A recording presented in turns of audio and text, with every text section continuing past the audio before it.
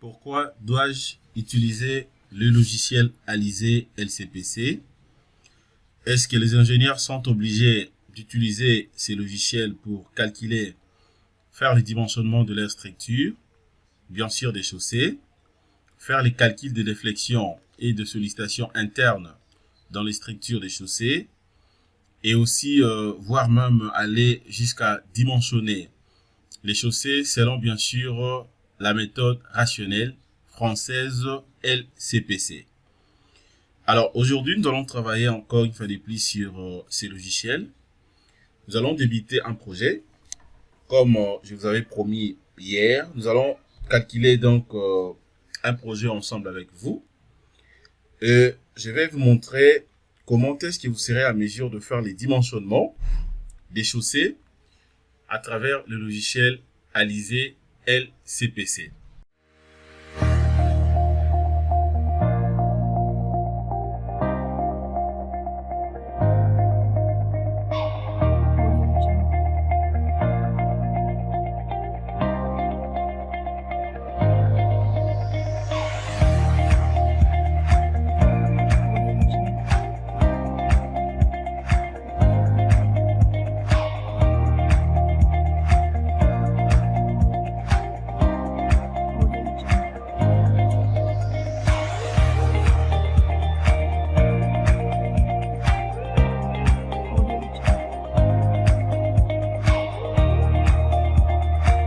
Salut tout le monde, bienvenue sur la chaîne Jinkunga Tutoriel, une chaîne de référence pour tous vos problèmes liés dans le domaine du génie civil. Alors aujourd'hui, nous allons travailler sur un logiciel Alizé LCPC. C'est un logiciel très puissant, comme je l'avais dit depuis hier. À travers ces logiciels, vous serez à mesure de dimensionner facilement vos chaussées et aussi faire des calculs de déflexion qui est dit par rapport aux sollicitations. Alors, dans ce logiciel, vous n'aurez pas en tout cas des soucis à ce qui concerne les cours des routes. Si déjà, dorénavant, vous avez maîtrisé bien les cours des routes, vous savez très bien ce qu'on appelle les déflexions, vous savez comment appliquer vos sollicitations, vous savez différencier les types de chaussées et voir même le méthode rationnelle afin de dimensionner vos chaussées.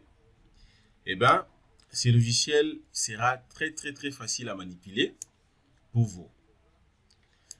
Mais déjà, ce qu'il faut comprendre, c'est comme je l'avais dit hier, le logiciel Alizé LCPC, c'est un logiciel des calculs de déflexion et des sollicitations internes dans les structures des chaussées. Et ça aide aussi au dimensionnement selon bien sûr la méthode rationnelle française LCPC. Alors LCPC, cela veut dire tout simplement le laboratoire central des ponts et chaussées. Alors, ce que nous allons voir ensemble avec moi tout à l'heure, aujourd'hui, je vais vous montrer, nous allons voir comment faire les calculs et dimensionnement des chaussées. Alors, c'est d'une manière globale. Je vais vous montrer les principes, par où commencer, par où atterrir. Alors, je crois que pour ne pas être rapide, comme j'avais reçu aussi quelques commentaires auprès de mes téléspectateurs qui m'ont dit que non, l'ingénieur, ça serait important de aider nous des fois, quand vous donnez des formations, de ne pas être rapide, puisque vous parlez un peu rapidement. Alors, pendant cette formation, je vais faire de mon mieux. Je crois que cette formation sera subdivisée, je crois, en 2 ou 3 parties. Nous allons voir tout doucement ensemble avec vous comment calculer et dimensionner les chaussées. Alors, la première des choses à faire, c'est quoi? C'est juste question de lancer d'abord les logiciels. De lancer le logiciel Alizé LCPC. Alors, dès que vous lancez le logiciel, vous aurez donc cette affiche. Vous aurez donc cette affiche. OK? Voilà. Et après, maintenant, au niveau de cette affiche, vous avez en fait une petite présentation du logiciel. Comme je l'ai dit, Alizé LCPC, voilà, donc tout ce que je viens de dire là, c'est mentionné ici. Alors, en deuxième position, maintenant, je suis obligé de faire quoi? Avant maintenant de débuter les calculs et dimensionnements des chaussées, eh bien, je suis d'abord obligé au moins de comprendre ce qu'on appelle une chaussée. Ou bien l'historique aussi de la route, par exemple. Ça, j'espère que vous le savez très bien. Alors, étant donné que déjà, nous savons très bien que au début, la création de la route a été donc faite par rapport au passage des animaux et tout ce qu'on sait là. Alors, dans les dimensionnements ou dans les calculs des chaussées, c'est que moi, je vais premièrement faire ici, comme nous sommes en train de voir comment utiliser cette application. Je vais venir maintenant ici. Je viens là, je vais cliquer sur Continuer, appuyer sur une touche. Je clique ici, une seule fois. Alors, dès que je clique, regardez ce que j'obtiens. Je fais de mon mieux pour ne pas être rapide. À ce niveau, déjà, vous avez donc quelques onglets, tels que je vous avais présenté hier. Vous avez l'onglet Fichier, l'onglet Calculer, l'onglet Valeur admissible, l'onglet Bibliothèque, l'onglet Configurer à liser, et puis onglet Fenêtre. Donc, au total, ça fait 6 onglets. Alors, comme vous le savez très bien, tout au début, avant de débuter un projet sur un logiciel, la première des choses à faire, c'est quoi? Eh bien, vous êtes d'abord censé ou obligé au moins de paramétrer votre logiciel ou de faire la configuration. Mais déjà, ce qu'il faut comprendre au moins, si par contre que je vais commencer les projets, je vais calculer et dimensionner les chaussées, comme je l'ai dit, je peux venir soit ici, directement sur Fichier, je viens là, je prends Nouveau, et puis je peux choisir les structures. Mais je sais très bien que si je m'en vais comme ça, c'est-à-dire que je ne serai pas rassuré si la configuration du logiciel a été bien faite. OK? Alors moi, je vais premièrement d'abord configurer correctement le logiciel. Et après, maintenant, je vais débuter les processus de calcul et dimensionnement. Et donc, je viens là, je vais prendre d'abord configurer à liser. Je clique une seule fois. Dès que je clique ici, vous avez également plusieurs sous-onglets. Il y a l'option pays.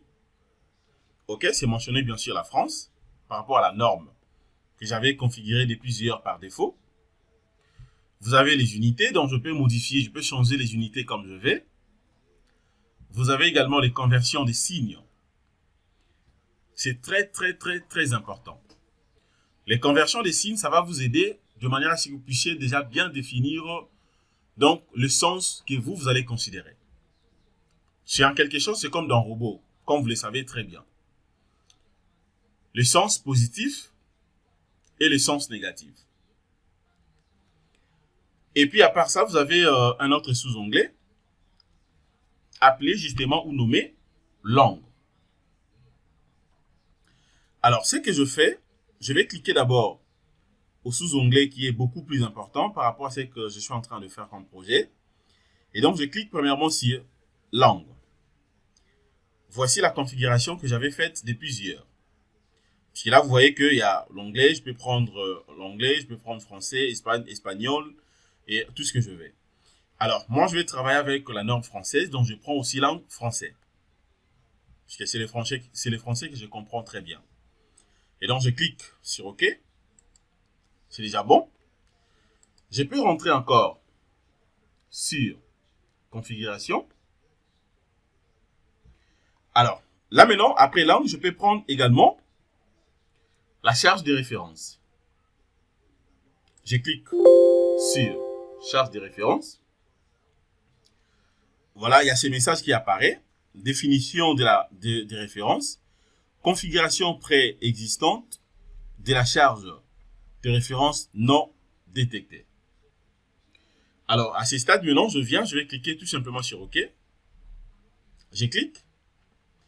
Alors, ici, maintenant, je suis obligé également de spécifier la charge de référence. Alors, je vais d'abord lire ensemble avec vous.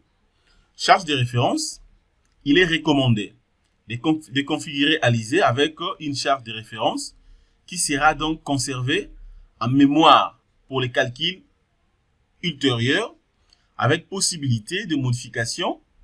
Nota. La charge de référence habituelle en France est le jumelage standard français des 64 kN. Donc là, vous avez déjà donc la charge de référence standard en France, telle que mentionnée ici, est de 65 kN. Eh bien, à ce qui me concerne également, je peux tout simplement faire les choix. Je prends l'option 1. L'option 1, jumelage standard français. OK? Avec son rayon, justement, de 0,125 mètres, tel que mentionné ici. Donc, je vais travailler avec ça. C'est ce que moi, j'ai choisi. Mais à part ça, vous avez donc plusieurs méthodes. Je peux choisir, par exemple, aussi la charge de référence 2, c'est-à-dire autre jumelage. Je peux prendre ça si je vais. Donc, le rayon est différent. Tout comme je peux prendre aussi 3. Et pourquoi pas aussi 4. OK?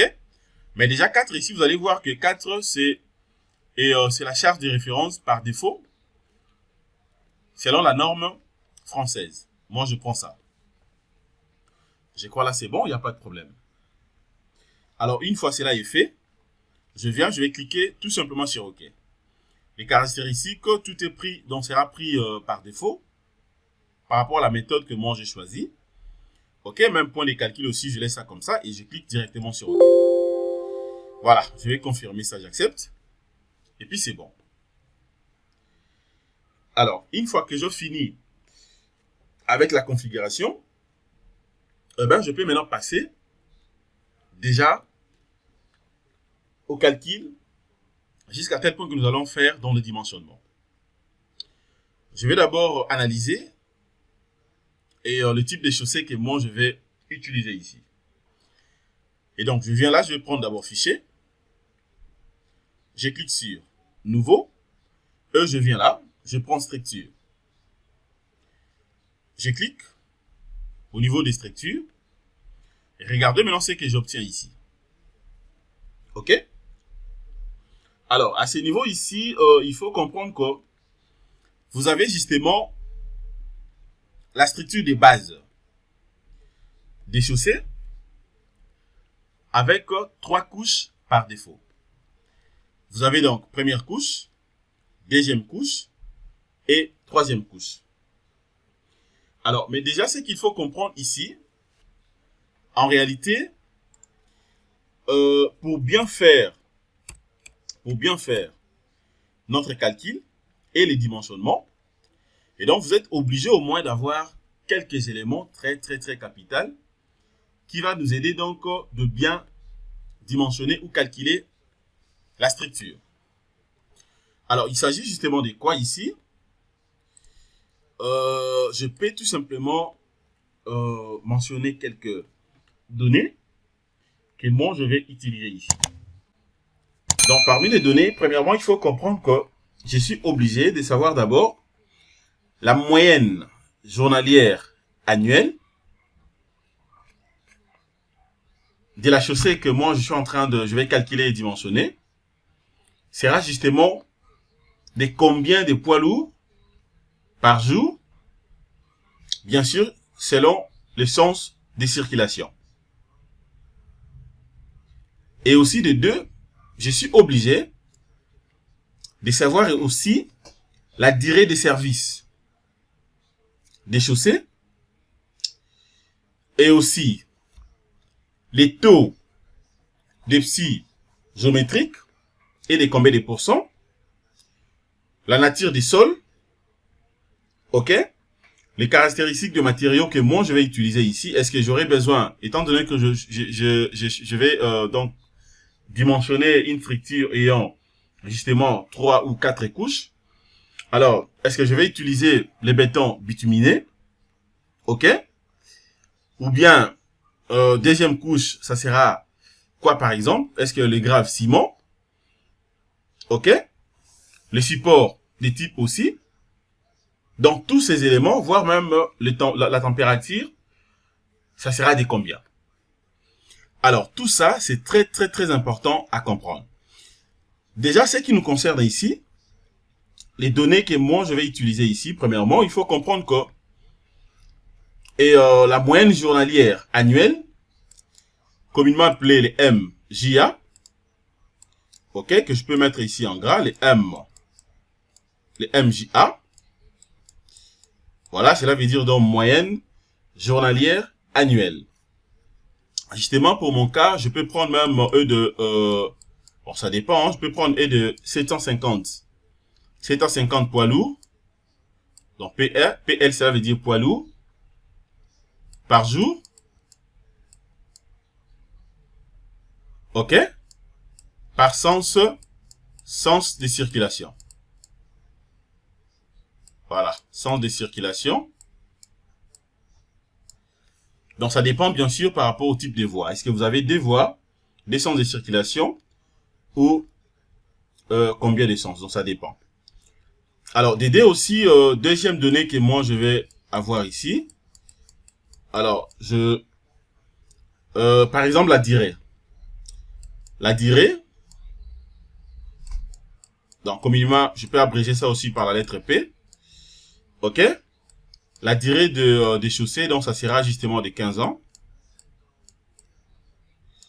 Voilà, donc c'est la durée des services. Donc DS, durée des services, ça sera de 15 ans. Deuxième donnée.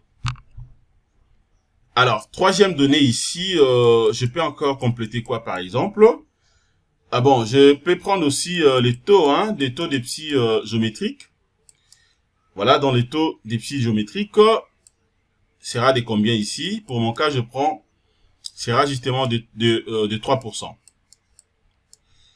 Voilà, sera de 3%. OK? Caractéristiques du sol maintenant. Première sol, ça sera des classes S3. Deuxièmement, j'aurai aussi le béton bituminé, dans le BB, béton bituminé. L'épaisseur que je vais utiliser ici, je prends une épaisseur de 7 cm. Pour le béton bituminé. Et après, je peux prendre également quoi ici? Je prends donc les graves. Les graves ciment. Voilà, les graves ciment, je me dis, la grave ciment, abrégé également par la lettre GC. Bon, je prends, sera égal à 3. OK?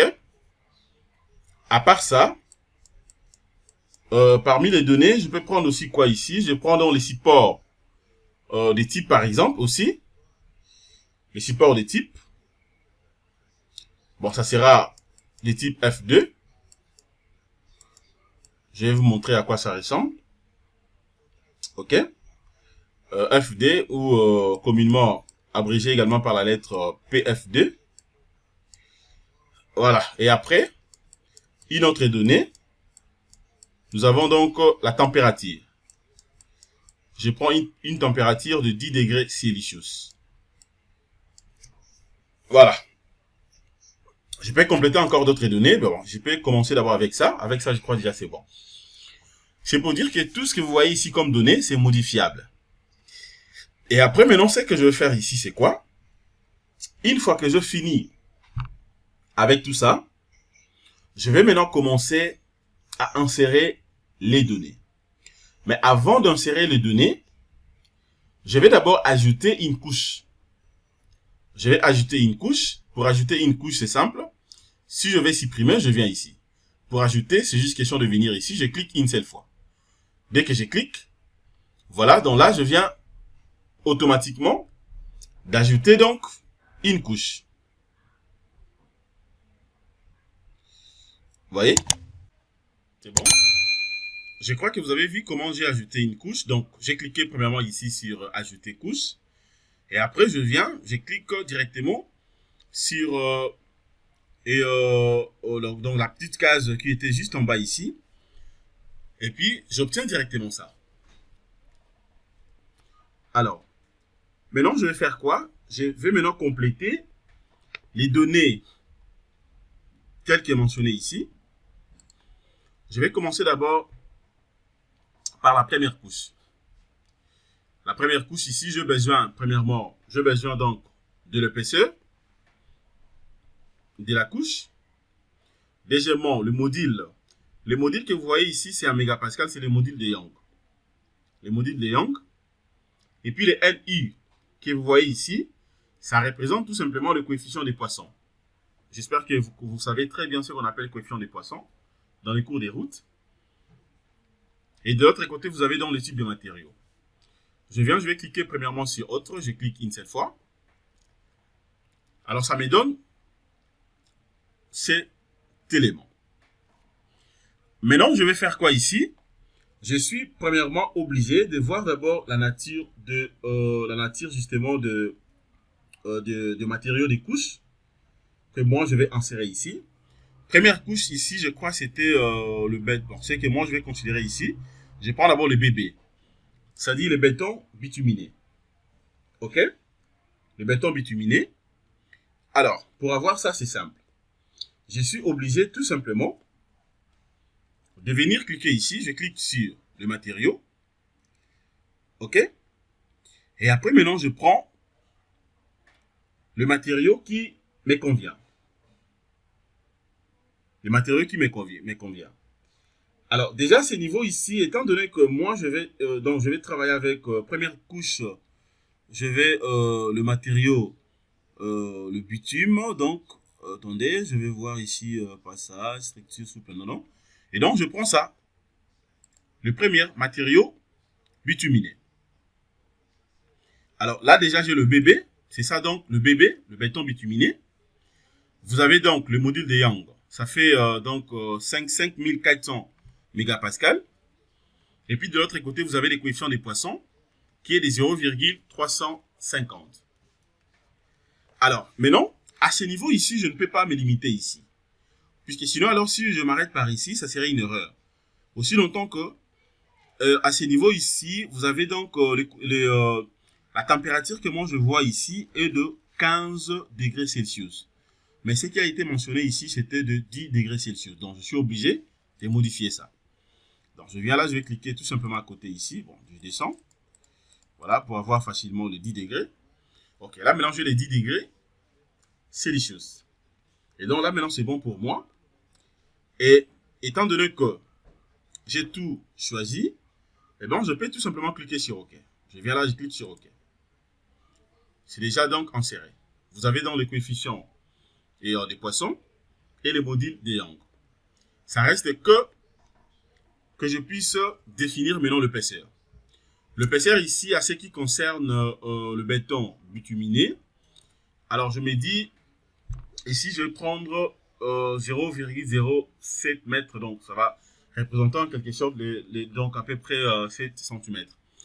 Alors ici maintenant, ce qu'il faut mettre à ce niveau, attention à ne pas commettre cette erreur, il faut mettre le virgule ici, 0,07. Et donc là, je finis déjà avec la première couche. Je passe maintenant au niveau de deuxième couche. Je clique à côté. La deuxième couche maintenant, je suis obligé de faire quoi? Je clique tout simplement à côté ici. Tout en se référant à partir d'ici. Hein, tout en se référant ici. Donc je vais rentrer là. Deuxième couche, je sais que le matériau. Deuxième couche, il s'agit justement donc des graves ciment. Des graves ciment que j'avais définis ici. Grave ciment est là. Ok. Donc, ça sera dans le liant hydraulique. Donc je viens là, je clique matériaux, je prends donc matériaux traités, liant hydraulique. Voilà, je prends ça. Et maintenant, à ce qui concerne les modules de Young et le coefficient des poissons, je vais faire quoi maintenant ici? Je vais choisir en fonction de la classe que moi, j'ai définie au début. La classe, j'avais une classe ici de G3. Ok, je crois c'est ce qu'on avait choisi. De GC3, je crois. Attendez, je vais voir ça très bien. Voilà, c'est ça. GC3. Ok. Et donc, cela revient dire que c'est ça. C'est le système GC3. Alors, ce module de Young est de 23 000 mégapascales. Et le coefficient des poissons, là, ça fait 0,250. À ne pas commettre cette erreur. Donc, le matériau se différencie justement à ce qui concerne, donc, par rapport au coefficient de Young, coefficient des poissons plutôt, et le module de Young. Regardez ici, le coefficient des poissons est de 0,250. Mais dans le BB, béton bituminé, les coefficients des poissons c'était de 0,350. Donc c'était plus élevé par rapport au liant hydraulique. Et donc, cela étant pris, je peux cliquer tout simplement sur OK. Je confirme. Voilà, je confirme, c'est bon. Maintenant là, je peux définir aussi son épaisseur. C'est très simple. L'épaisseur ici, je vais travailler avec une épaisseur de 20 cm. Donc ça sera, je vais prendre donc 0,20 mètres. Donc ça fait 20 cm. Je passe maintenant au troisième couche.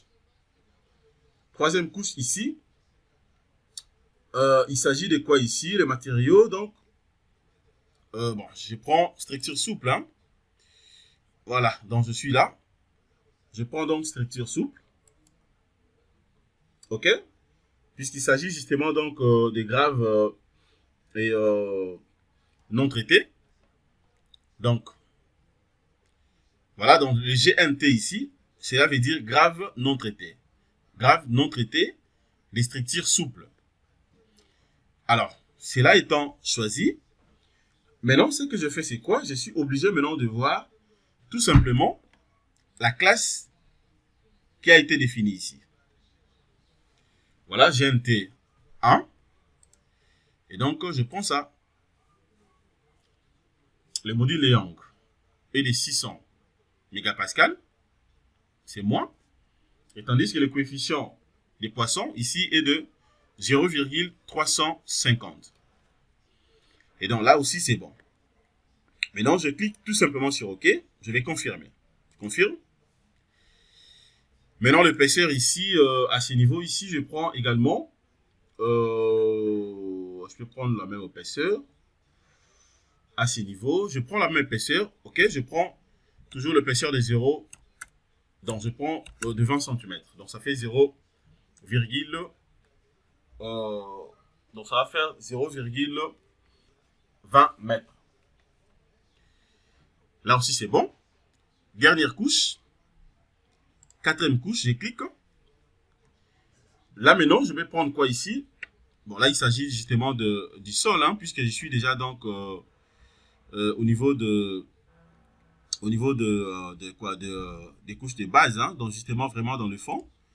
Donc, je viens là, je prends donc comme matériau, ça sera dans le sol. Je prends sol. OK? Alors, je peux voir aussi caractéristiques qu'on avait définies ici. C'était donc le PF2. Voilà, le PF2. C'est ce que moi je vais prendre ici. Je prends ça. Voilà, là je vois très bien que le coefficient des poissons est de 0,350. Et tandis que le module de Young est de 50 mégapascales. C'est bien, et puis je vais confirmer. Voilà, donc j'espère que vous avez très bien suivi comment est-ce que j'ai inséré les matériaux de différentes couches. Je clique directement sur OK. OK? Je clique directement sur OK. Et puis maintenant, l'épaisseur également, je peux spécifier l'épaisseur. Alors, ce qui concerne l'épaisseur ici, ça dépend également. Je laisse ça comme ça par défaut, infini. Je laisse infini et c'est bon que ça reste comme ça infini puisque là, je suis au niveau justement donc, du sol. Alors, maintenant, étant donné que je viens d'insérer déjà les matériaux, maintenant, je vais calculer tout simplement la variation ou la variante. C'est-à-dire, donc, je vais tout simplement laisser au logiciel d'augmenter peut-être les épaisseurs si je calcule et que ça ne passe pas. C'est comme on fait généralement aussi sur Robot Structural Analysis. Ça dit si par contre que au début là, je refuse d'obliger au logiciel, par exemple, de respecter ce que moi j'ai inséré, je peux laisser donc cette occasion au logiciel de porter des corrections ou des modifications si par contre le calcul n'est pas bien fait. Vous voyez? Maintenant, comment je vais maintenant générer tout simplement le variante? Pour générer les variantes, c'est que moi je vais faire ici, je viens ici. Je vais cliquer tout simplement sur gérer les variantes. Je clique une seule fois. Dès que je clique, regardez ce que j'obtiens.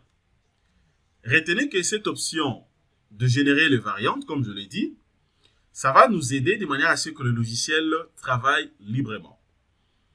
Alors, ça peut augmenter les épaisseurs choisies, bien sûr, de différentes couches, au cas où les calculs ne passent pas.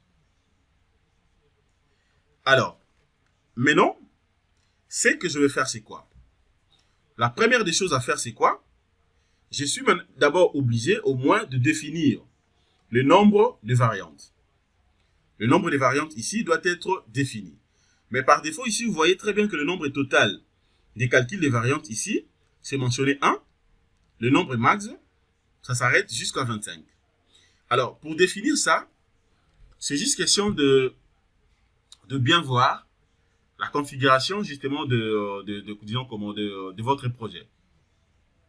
De bien voir en fait la configuration de votre projet. Ça fera de manière à ce que vous ne puissiez pas commettre des erreurs. Et pour mon cas ici, ça va justement donc de 20 à 30. Alors, comment maintenant je serai à mesure de définir justement le nombre de variantes ici? C'est-à-dire, je suis obligé de chercher la différence entre ces deux valeurs.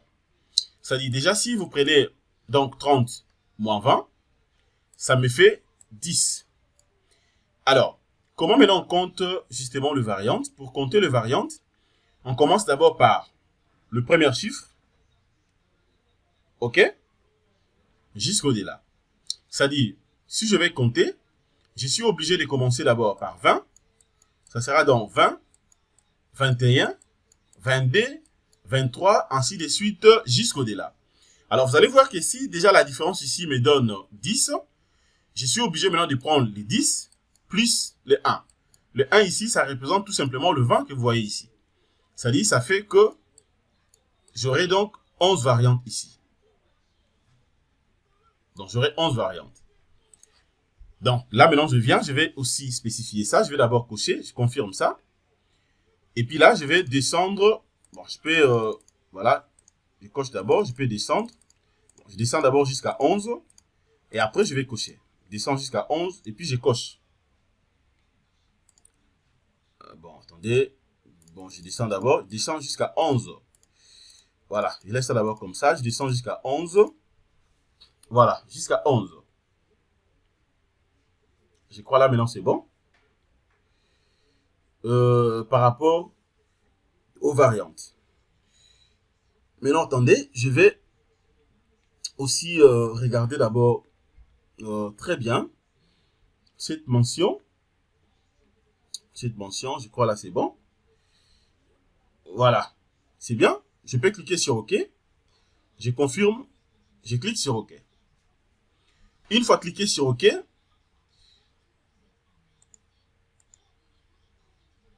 attendez, ça va se modifier. Voilà, donc, Voilà. Une fois cliqué sur OK, voilà. Regardez maintenant comment est-ce que la variation de variance d'épaisseur sort ici. Maintenant, ce qu'il faut maintenant comprendre à ce niveau ici, je suis maintenant obligé soit de jouer tout simplement au niveau de la couche. Je peux commencer soit par la première couche, deuxième ou troisième. Donc ça dépend. Je vais jouer tout simplement au niveau des couches. OK?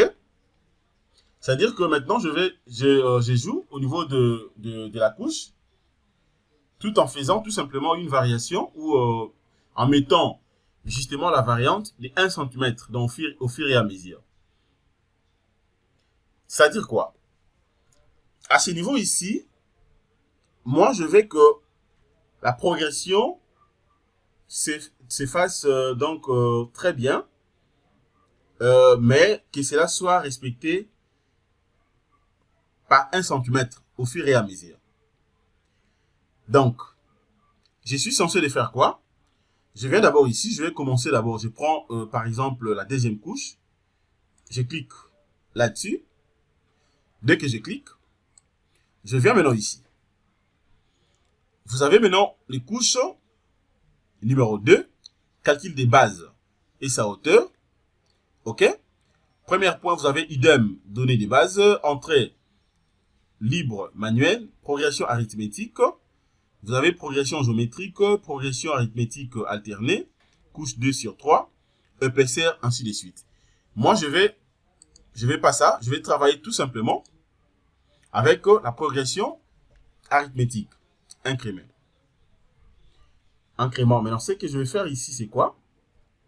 Donc, je vais, étant donné que je vais avoir que 1 cm, 1 cm, je peux laisser ça comme ça, puisque là, c'est en mètres. Donc, c'est-à-dire que ça va faire 1 cm. C'est-à-dire quoi? Donc, l'épaisseur va augmenter de 1 cm, 1 cm, 1 cm, jusqu'à ce que la déformation calculée sera donc inférieure à la déformation admissible. C'est-à-dire quoi? La variante que moi je définis ici, c'est une variante qui va m'aider de manière à ce que cette progression arithmétique incrémentée de 1 cm puisse m'aider de manière à ce que l'épaisseur s'augmente de 1 cm, 1 cm, 1 cm au fur et à mesure, jusqu'à ce que la déformation calculée sera donc inférieure à la déformation admissible. C'est comme vous le savez, même quand on dimensionne, quand on fait les dimensionnements du bâtiment, généralement sur Robot Structural Analysis, nous avons toujours la possibilité de calculer d'abord ce qu'on appelle la contrainte calculée. Et pour que le bâtiment ne s'écroule pas, pour qu'il y ait résistance, c'est-à-dire la contrainte calculée doit être justement inférieure à la contrainte admissible. La contrainte admissible du sol. C'est presque le même principe. C'est-à-dire ici maintenant, c'est-à-dire cette déformation calculée doit être inférieure à la déformation admissible. Donc c'est bien, je clique maintenant sur OK. Étant que cela est défini, eh bien je peux confirmer ici. Je clique également ici sur OK. Là déjà c'est bon. OK? C'est bon? Alors maintenant, à ce niveau ici, étant donné que j'ai inséré presque au maximum les données, je peux maintenant passer directement au calcul. Je vais faire maintenant les calculs directs. Calcul direct, comment je vais procéder? Je viens ici, je vais cliquer sur calcul direct. Charge de référence. Voilà, je vais patienter. Voilà, je patiente. Voilà. Regardez maintenant ce que j'obtiens à ce niveau. Suivez-moi très bien. C'est une formation très importante, très capitale. Ça va vous aider, vous n'aurez pas des ennuis, vous n'aurez pas des soucis à ce qui concerne les dimensionnements de vos chaussées. Alors, à ce niveau ici, vous avez également plusieurs paramètres. Déjà en bas ici, vous voyez très bien la déflexion. OK? Maintenant, à ce niveau maintenant, c'est que moi, je suis obligé de faire c'est quoi? Eh bien, je suis maintenant censé de comprendre d'abord la nomenclature ici. Puisque ici, je vois très bien qu'il s'agit des épaisseurs que j'avais bien avant insérées. De 7 cm, 20 cm et 20 cm. Quatrième couche en défini ou infini. Là, vous avez donc le module de Young défini pour les 4 différentes couches. Vous avez le coefficient de Poisson pour les 4 couches. OK? Vous avez donc le Z des calculs ici. Alors, ce qui est beaucoup plus important pour nous, c'est de comprendre d'abord les mentions que vous voyez ici. Surtout beaucoup plus le 2 ou je dirais même le 3. Pourquoi pas tout ce que vous voyez ici. Il faut d'abord comprendre ça. Les epsi T ici que vous voyez, ça représente tout simplement l'epsilon des tractions admissibles. Epsi T, cela veut dire epsilon des tractions admissibles. Contrairement dit également la déformation des tractions admissibles.